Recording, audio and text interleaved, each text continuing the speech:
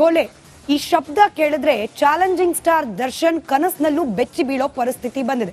ರೇಣುಕಾಸ್ವಾಮಿ ಕೊಲೆ ಪ್ರಕರಣದ ಆರೋಪಿಯಾಗಿ ಜೈಲು ಪಾಲಾಗಿ ಅದರಲ್ಲೂ ಎರಡೆರಡು ಕಾರಾಗೃಹದ ವಾಸವನ್ನ ಅನುಭವಿಸಿ ಆಚೆ ಬಂದಿದ್ದಾರೆ. ಇದೀಗ ಅಗಾಧವಾದ ಬೆನ್ನು ನೋವಿಂದ ಬಳಲ್ತಾ ಇದ್ದ ದರ್ಶನ್ ಸರ್ಜರಿ ಮಾಡಿಸ್ಕೊಳ್ಳೇಬೇಕಾದ ಅನಿವಾರ್ಯತೆಯಲ್ಲೂ ಕೂಡ ಇದ್ದಾರೆ. ಇಷ್ಟೆಲ್ಲ ಚಿಂತೆ ನಡುವೆ ಸ್ವರ್ಗ ಹೋಗಿದ್ದಾರಂತೆ ದರ್ಶನ್. ಹಾಗಾದ್ರೆ ಆಸ್ಪತ್ರೆಯಲ್ಲಿರುವ ದರ್ಶನ್ನ ಪರಿಸ್ಥಿತಿ ಯಾವ ರೀತಿ ಇದೆ ಆ ಕುರಿತಾದ ಒಂದು ರಿಪೋರ್ಟ್ ನಿಮ್ಮ ಮುಂದೆ.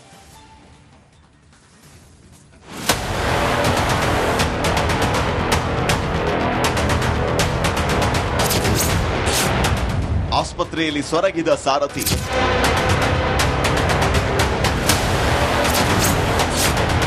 ಫಿಜಿಯೋಥೆರಪಿಯಿಂದ 4 ಕೆಜಿ ಇಳಿಕೆ. ಒಂದ್ ಕಡೆ ರೇಣುಕಸ್ವಾಮಿ ಕಿಡ್ನಾಪ್ ಅಂಡ್ ಕೊಲೆ ಕೇಸ್, ಮತ್ತೊಂದ್ ಕಡೆ ಮಧ್ಯಂತರ ಜಾಮೀನು ಪಡೆದರೂ ಕೊಲೆ ಆರೋಪಿ ದರ್ಶನ್ಗೆ ನೆಮ್ಮದಿಯೇ ಇಲ್ಲದಂತಾಗಿದೆ. ಬಳ್ಳಾರಿ ಜೈಲಲ್ಲಿ ಇದ್ದಾಗ ಕಾಣಿಸಿಕೊಂಡಿದ್ದ ಬೆನ್ನು ನೋವಿಗೆ ಚಿಕಿತ್ಸೆ ಪಡೆಯುವುದಕ್ಕೆ ಹೈಕೋರ್ಟ್ ಮಧ್ಯಂತರ ಜಾಮೀನು ಮಂಜೂರು ಮಾಡಿ ಅಷ್ಟೇ ಅಲ್ಲ, ಜಾಮೀನು ಪಡೆದು ಆಸ್ಪತ್ರೆಗೆ ಸೇರಿ 1 ತಿಂಗಳಾಗಿದೆ. ಮಧ್ಯಂತರ ಬೇಲ್ ಅಂತ್ಯಕ್ಕೆ ಇನ್ನು ಕೇವಲ 8 ದಿನ ಮಾತ್ರ ಬಾಕಿ ಇದೆ. ಆಪರೇಷನ್ ಮಾಡಿಸಿಕೊಳ್ಳೋದಕ್ಕೆ ಬಿಜಿಎಸ್ ಆಸ್ಪತ್ರೆಗೆ ದಾಖಲಾಗಿದ್ರು ಬರೀ ಫಿಜಿಯೋಥೆರಪಿ ಮಾಡಲಾಗ್ತಾ ಇದೆ.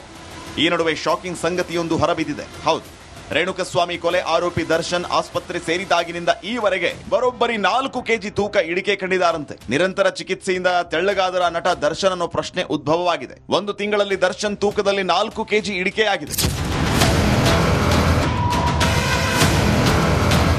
ದರ್ಶನ್ ಆಸ್ಪತ್ರೆ ಸೇರಿದಾಗಿನಿಂದ ವೈದ್ಯರು ಇವರ ಮೇಲೆ ನಿಗಾ ಇಟ್ಟಿದ್ದಾರೆ. ಸದ್ಯ ಫಿಜಿಯೋಥೆರಪಿ ಮಾತ್ರ ಮಾಡ್ತಿದ್ದಾರೆ. 1 ವಾರದೊಳಗೆ ಸರ್ಜರಿ ಮಾಡಬೇಕಾದ ಅನಿವಾರ್ಯತೆ ಇದೆ. ಹೀಗಾಗಿ ಮಧ್ಯಂತರ ಬೇಲ್ ಕೆಲವೇ ದಿನಗಳಲ್ಲಿ ಮುಕ್ತಾಯವಾಗಲಿದ್ದು, ಒಂದು ವೇಳೆ ದರ್ಶನ್ಗೆ ಆಪರೇಷನ್ ಆಗದಿದ್ರೆ ಮತ್ತೆ ಜೈಲೇ ಗತಿಯಾಗಲಿದೆ.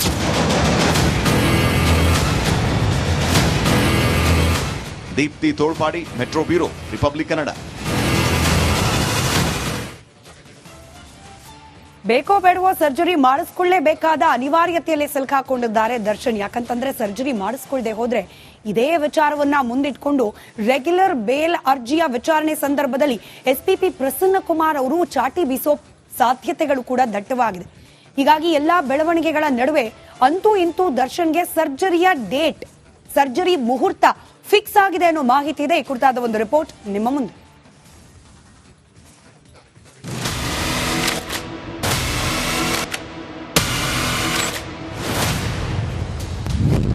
ದರ್ಶನ್ಗೆ ಸರ್ಜರಿಯದ್ದೇ ಕಂಟಕವಾಗಲಿದೆಯಾ?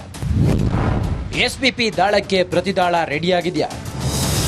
ಬಳ್ಳಾರಿ ಜೈಲಿನಲ್ಲಿ ಇದ್ದಾಗ ತೀವ್ರ ಬೆನ್ನು ನೋವಿನಿಂದ ದರ್ಶನ್ ಬಳಲುತ್ತಿದ್ದಾನೆ. ಆಪರೇಷನ್ ಆಗದಿದ್ರೆ ಹಲವು ಆರೋಗ್ಯದ ಸಮಸ್ಯೆಗಳು ಎದುರಾಗಲಿದೆ ಅಂತೆಲ್ಲ ಹೇಳಿ ಆರೋಪಿ ಮಧ್ಯಂತರ ಬೇಲನ್ನ ಪಡೆದಿದ್ದಾನೆ. ಜಾಮೀನು ಸಿಕ್ಕಿ 5 ವಾರ ಕಳೆಯುತ್ತಾ ಬಂದ್ರೂ ಆಪರೇಷನ್ ಬಗ್ಗೆ ಮಾತು ಕೇಳಿ ಬಂದಿಲ್ಲ. ಈ ವಿಚಾರವೇ ದರ್ಶನ್ಗೆ ಕಂಟಕವಾಗುವ ಸಾಧ್ಯತೆ ಇದೆ. ಬೇಲ್ ಪಡೆದು ಇಷ್ಟು ದಿನವಾದ್ರೂ ಬಿಜಿಎಸ್ ಆಸ್ಪತ್ರೆಯಲ್ಲಿ ಆರೋಪಿ ಫಿಸಿಯೋಥೆರಪಿ ಟ್ರೀಟ್ಮೆಂಟ್ ತೆಗೆದುಕೊಳ್ತಿದ್ದಾನೆ.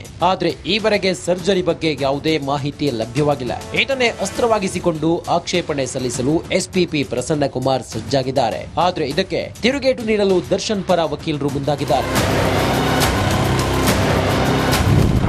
ಶುಕ್ರವಾರ operation secret reveal.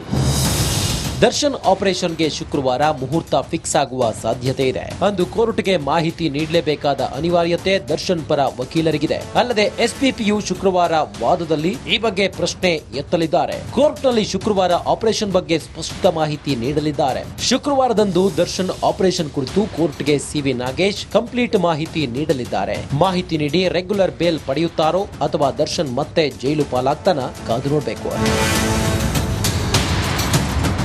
Nagaraj, republic Kannada, Bengaluru. Darshan ಸೇರಿದಂತೆ ರೇಣುಕಾಸ್ವಾಮಿ ಕೊಲೆ ಪ್ರಕರಣದ 6 ಮಂದಿ ಆರೋಪಿಗಳ ಭವಿಷ್ಯ ಈ ಶುಕ್ರವಾರ ನಿರ್ಧಾರವಾಗುತ್ತೆ. ಯಾಕಂತಂದ್ರೆ ಈ ಆರೋಪಿಗಳಿಗೆ ಬೇಲ್ ನೀಡಬಾರದು ಅಂತ ಹೇಳಿ ಎಸ್ಪಿಪಿ ಪ್ರಸನ್ನ ಕುಮಾರ್ ಅವರು ಆಕ್ಷೇಪಣೆ ಸಲ್ಲಿಸಲಿದ್ದು ಪ್ರಬಲವಾದ ವಾದ ಮಂಡನೆ ಮಾಡಲಿಕ್ಕೆ ತಯಾರಿಯನ್ನ ಮಾಡಿಕೊಂಡಿದ್ದಾರೆ. ಈ ಕುರಿತಾದ ಒಂದು ರಿಪೋರ್ಟ್ ನಿಮ್ಮ ಮುಂದೆ.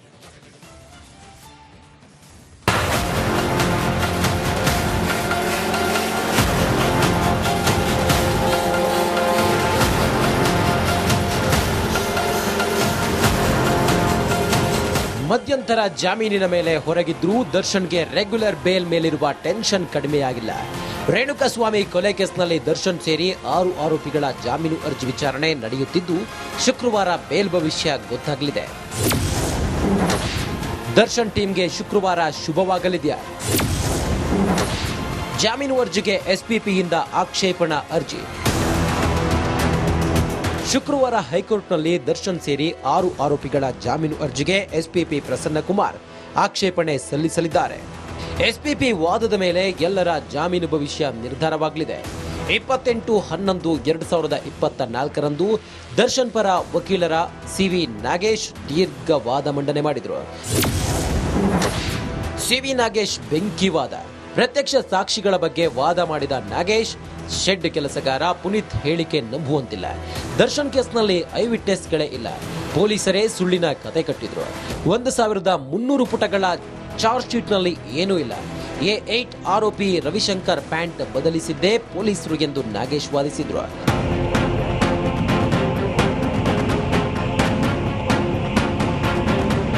ಸಿವಿ ನಾಗೇಶ್ರ ಈ ವಾದಕ್ಕೆ ಪ್ರತಿಯಾಗಿ ಎಸ್ಪಿಪಿ ಪ್ರಸನ್ನಕುಮಾರ್ ಆಕ್ಷೇಪಣೆ ಸಲ್ಲಿಸಲಿದ್ದಾರೆ. ಇದನ್ನ ಆಧರಿಸಿಯೇ ಎಲ್ಲರ ಜಾಮೀನು ಭವಿಷ್ಯ ನಿರ್ಧಾರವಾಗಲಿದೆ. ಹೀಗಾಗಿ ಕೊಲೆ ಆರೋಪಿಗಳಿಗೆ ಶುಭ ಶುಕ್ರವಾರವಾಗಲಿದೆಯಾ ಇಲ್ವಾ ಅನ್ನೋದೇ ಕುತೂಹಲವಾಗಿದೆ. ನಾಗರಾಜ್, ರಿಪಬ್ಲಿಕ್ ಕನ್ನಡ, ಬೆಂಗಳೂರು. ಕೊಲೆ ಈ ಶಬ್ದ ಕೇಳಿದ್ರೆ ಚಾಲೆಂಜಿಂಗ್ ಸ್ಟಾರ್ ದರ್ಶನ್ ಕನಸಿನಲ್ಲೂ ಬೆಚ್ಚಿ ಬೀಳೋ ಪರಿಸ್ಥಿತಿ ಬಂದಿದೆ. ರೇಣುಕಾಸ್ವಾಮಿ ಕೊಲೆ ಪ್ರಕರಣದ ಆರೋಪಿಯಾಗಿ ಜೈಲು ಪಾಲಾಗಿ ಅದರಲ್ಲೂ 2 ಕಾರಾಗೃಹದ ವಾಸವನ್ನ ಅನುಭವಿಸಿ ಆಚೆ ಬಂದಿದ್ದಾರೆ. ಇದೀಗ ಅಗಾಧವಾದ ಬೆನ್ನು ನೋವಿಂದ ಬಳಲ್ತಾ ಇದ್ದ ದರ್ಶನ್ ಸರ್ಜರಿ ಮಾಡಿಸ್ಕೊಳ್ಳೇಬೇಕಾದ ಅನಿವಾರ್ಯತೆಯಲ್ಲೂ ಕೂಡ ಇದ್ದಾರೆ.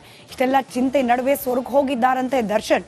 ಹಾಗಾದ್ರೆ ಆಸ್ಪತ್ರೆಯಲ್ಲಿರುವ ದರ್ಶನ್ನ ಪರಿಸ್ಥಿತಿ ಯಾವ ರೀತಿ ಇದೆ ಆ ಕುರಿತಾದ ಒಂದು ರಿಪೋರ್ಟ್ ನಿಮ್ಮ ಮುಂದೆ.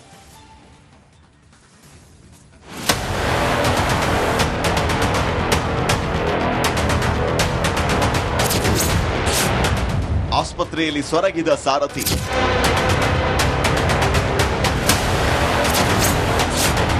ಫಿಜಿಯೋಥೆರಪಿಯಿಂದ 4 ಕೆಜಿ ಇಳಿಕೆ. ಒಂದ್ ಕಡೆ ರೇಣುಕಸ್ವಾಮಿ ಕಿಡ್ನಾಪ್ ಅಂಡ್ ಕೊಲೆ ಕೇಸ್, ಮತ್ತೊಂದ್ ಕಡೆ ಮಧ್ಯಂತರ ಜಾಮೀನು ಪಡೆದರೂ ಕೊಲೆ ಆರೋಪಿ ದರ್ಶನ್ಗೆ ನೆಮ್ಮದಿಯೇ ಇಲ್ಲದಂತಾಗಿದೆ. ಬಳ್ಳಾರಿ ಜೈಲಲ್ಲಿ ಇದ್ದಾಗ ಕಾಣಿಸಿಕೊಂಡಿದ್ದ ಬೆನ್ನು ನೋವಿಗೆ ಚಿಕಿತ್ಸೆ ಪಡೆಯುವುದಕ್ಕೆ ಹೈಕೋರ್ಟ್ ಮಧ್ಯಂತರ ಜಾಮೀನು ಮಂಜೂರು ಮಾಡಿ ಅಷ್ಟೇ ಅಲ್ಲ, ಜಾಮೀನು ಪಡೆದು ಆಸ್ಪತ್ರೆಗೆ ಸೇರಿ 1 ತಿಂಗಳಾಗಿದೆ. ಮಧ್ಯಂತರ ಬೇಲ್ ಅಂತ್ಯಕ್ಕೆ ಇನ್ನು ಕೇವಲ 8 ದಿನ ಮಾತ್ರ ಬಾಕಿ ಇದೆ. ಆಪರೇಷನ್ ಮಾಡಿಸಿಕೊಳ್ಳೋದಕ್ಕೆ ಬಿಜಿಎಸ್ ಆಸ್ಪತ್ರೆಗೆ ದಾಖಲಾಗಿದ್ರು ಬರೀ ಫಿಜಿಯೋಥೆರಪಿ ಮಾಡಲಾಗ್ತಾ ಇದೆ. ಈ ನಡುವೆ ಶಾಕಿಂಗ್ ಸಂಗತಿಯೊಂದು ಹೊರಬಿದ್ದಿದೆ. ಹೌದು, ರೇಣುಕಸ್ವಾಮಿ ಕೊಲೆ ಆರೋಪಿ ದರ್ಶನ್ ಆಸ್ಪತ್ರೆ ಸೇರಿದಾಗಿನಿಂದ ಈವರೆಗೆ ಬರೋಬ್ಬರಿ 4 ಕೆಜಿ ತೂಕ ಇಳಿಕೆ ಕಂಡಿದ್ದಾರಂತೆ. ನಿರಂತರ ಚಿಕಿತ್ಸೆಯಿಂದ ತೆಳ್ಳಗಾದರ ನಟ ದರ್ಶನ್ ಅನ್ನೋ ಪ್ರಶ್ನೆ ಉದ್ಭವವಾಗಿದೆ. 1 ತಿಂಗಳಲ್ಲಿ ದರ್ಶನ್ ತೂಕದಲ್ಲಿ 4 ಕೆಜಿ ಇಳಿಕೆಯಾಗಿದೆ. ದರ್ಶನ್ ಆಸ್ಪತ್ರೆ ಸೇರಿದಾಗಿನಿಂದ ವೈದ್ಯರು ಇವರ ಮೇಲೆ ನಿಗಾ ಇಟ್ಟಿದ್ದಾರೆ. ಸದ್ಯ ಫಿಜಿಯೋಥೆರಪಿ ಮಾತ್ರ ಮಾಡ್ತಿದ್ದಾರೆ. 1 ವಾರದೊಳಗೆ ಸರ್ಜರಿ ಮಾಡಬೇಕಾದ ಅನಿವಾರ್ಯತೆ ಇದೆ. ಹೀಗಾಗಿ ಮಧ್ಯಂತರ ಬೇಲ್ ಕೆಲವೇ ದಿನಗಳಲ್ಲಿ ಮುಕ್ತಾಯವಾಗಲಿದ್ದು, ಒಂದು ವೇಳೆ ದರ್ಶನ್ಗೆ ಆಪರೇಷನ್ ಆಗದಿದ್ರೆ ಮತ್ತೆ ಜೈಲೇ ಗತಿಯಾಗಲಿದೆ.